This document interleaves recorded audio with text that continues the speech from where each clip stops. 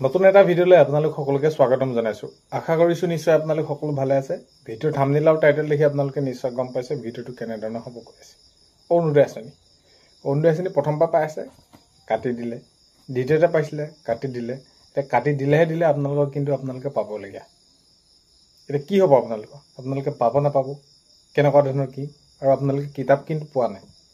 মাননীয় মুখ্যমন্ত্ৰী মহোদয়ে কি কৈছিলে, সকলোখিনি কথা আজিৰ এই ভিডিঅ'ৰ জৰিয়তে আপোনালোকক জনাবলৈ গৈ আছোঁ। ভিডিঅ'টো বহুত বেছি দীঘলীয়া নহয়, শেষলৈকে চাব আৰু শেষলৈকে চাব বুলি আশা কৰিলোঁ। শেষত ভিডিঅ'টো চাই আপোনালোকে কমেণ্টৰ জৰিয়তে জনাব।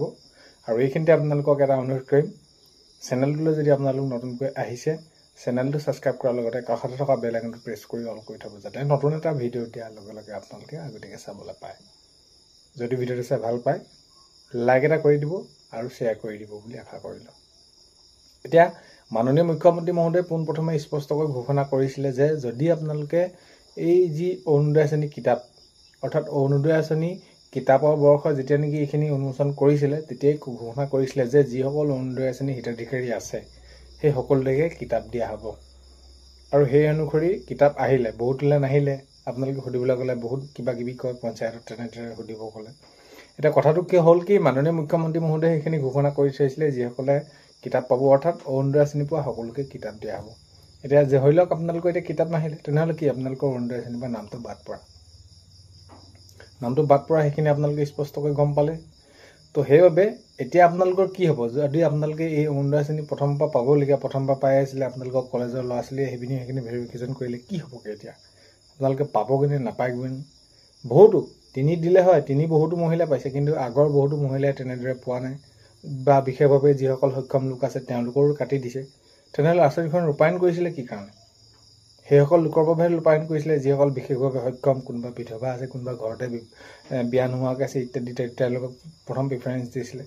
তো তেওঁলোকৰ সেইখিনি কাটি পিনি আকৌ পাইছে কোনোবা ঘৰত চাকৰিও আছে, কাৰোবাৰ গাড়ীও আছে, তেনেকুৱা ধৰণৰ এতিয়া খেলি মেলি সৃষ্টি হৈছে আৰু সকলোৱে সেইখিনি দাবী জনাইছে।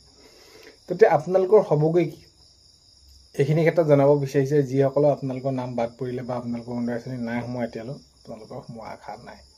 কাৰণ কেলৈ সেইখিনি ক্ষেত্ৰত এটা মাননীয় মুখ্যমন্ত্ৰী মহোদয়ে জনাইছিলে যে যদি কাৰোবাৰ ঘৰত চাকৰি আছে বা তেনেদৰে ব্যৱসায়ভাৱে সফল হ'ল, তেওঁলোকৰ নাম বাদ পোৱাব কৈছিলে। কিন্তু এটা খেলি মেলি সৃষ্টি হৈ আৰু এইখিনি ক্ষেত্ৰত যিমানেই এতিয়া স্বচ্ছভাৱে দিম বুলি ভাবিছিলে অৰুণোদয় আঁচনিৰ ক্ষেত্ৰত, কিন্তু বেমেজালিয়ে সৃষ্টি হৈছে। এতিয়া প্ৰায়খিনি যদি আমি চাওঁ, তেনেহ'লে আমাৰ ওচৰে পাজৰে হওক বা আপোনালোকৰ সেইখিনি ফালে আছে নহয়, বা আপোনালোকে সেইখিনি কাটিছে নাই, আপোনালোকে পাবলগীয়া হয় নাই নহয়, আপোনালোকে কমেণ্টত লিখিব।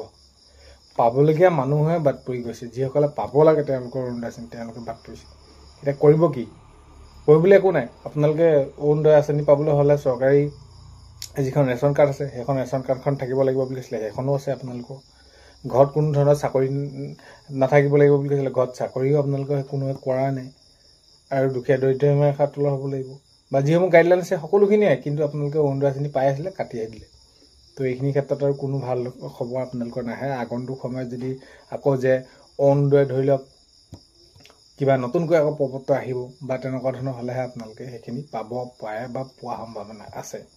তো মাননীয় মুখ্যমন্ত্ৰী মহোদয়ে এইটো এটা জনাইছিলে হয়, অৰুণোদয় আঁচনি যেতিয়া সেইখিনি তেতিয়া শুভাৰম্ভ কৰিছিলে, নিজে আপোনালোকৰ বহুতৰ একাউণ্টত নোসোমোৱাকৈ পইচাটো থাকিব পাৰে, যে KYC আপোনালোকে চাব একাউণ্টটো খেলি মেলি হৈছে নি। এতিয়া আপোনালোকে এই অৰুণোদয় আঁচনি পইচা সোমোৱাৰ আগলৈকে আপোনালোকে বেলেগ ধৰি লওক পইচা লেনদেন কৰি আছে, তাত আৰু আপোনালোকে KYC দিবলগীয়া কি কথাটো আছে? KYCটো দিব নালাগে। যি একাউণ্টত নেকি আপোনালোকৰ বহুদিন লেনদেন হৈ থকা নাই, সেই একাউণ্টৰ KYC হয়। কিছুমান এনেকুৱা মহিলাও আছে বহুত দিন তেওঁলোকৰ একাউণ্টৰ সেইখিনি ট্ৰেঞ্জেকশ্যন হোৱা নাই, লেনদেন হোৱা নাই। তো তেতিয়া সেই একাউণ্টত KYC দিয়াৰ লগে লগে সেইখিনি অৰুণোদয় আঁচনি পাইছে। বাকী আপোনালোকে সকলোখিনি ঠিক হৈ থকা একাউণ্টত আপোনালোকে কি কৰিব?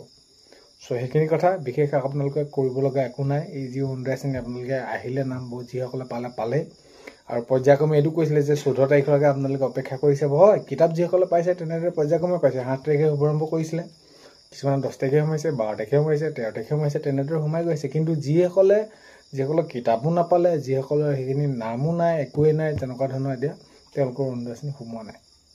তো আগন্তুক সময়ত দেখা যাওক কেনেকুৱা ধৰণৰ কি হয়, কেনেদৰে সেইখিনি ব্যৱস্থা গ্ৰহণ কৰে। কিন্তু বহুতো পাবলগীয়া মহিলা বা বিশেষভাৱে সক্ষম লোকৰ এই একাউণ্টত পইচা সোমোৱা নাই। সো এইখিনি আপোনালোকক জনালো আগন্তুক সময়ত খবৰসমূহ আহি থাকিলে নিশ্চয় আপোনালোকক ভিডিঅ'ৰ জৰিয়তে জনাবলৈ চেষ্টা কৰিম ভিডিঅ' আপোনালোকক প্ৰথমতে কোৱাৰ দৰে চেনেলটোলৈ যদি আপোনালোক নতুনকৈ আহিছে চেনেলটো ছাবস্ক্ৰাইব কৰাৰ লগতে কাষতে থকা বেল আইকনটো প্ৰেছ কৰি অল কৰি থব যাতে নতুন এটা ভিডিঅ' দিয়াৰ লগে লগে আপোনালোকে আগতীয়াকৈ চাবলৈ পায় অন্য এটা ভিডিঅ'তে লগ পোৱাৰ আশাৰে আজিলৈ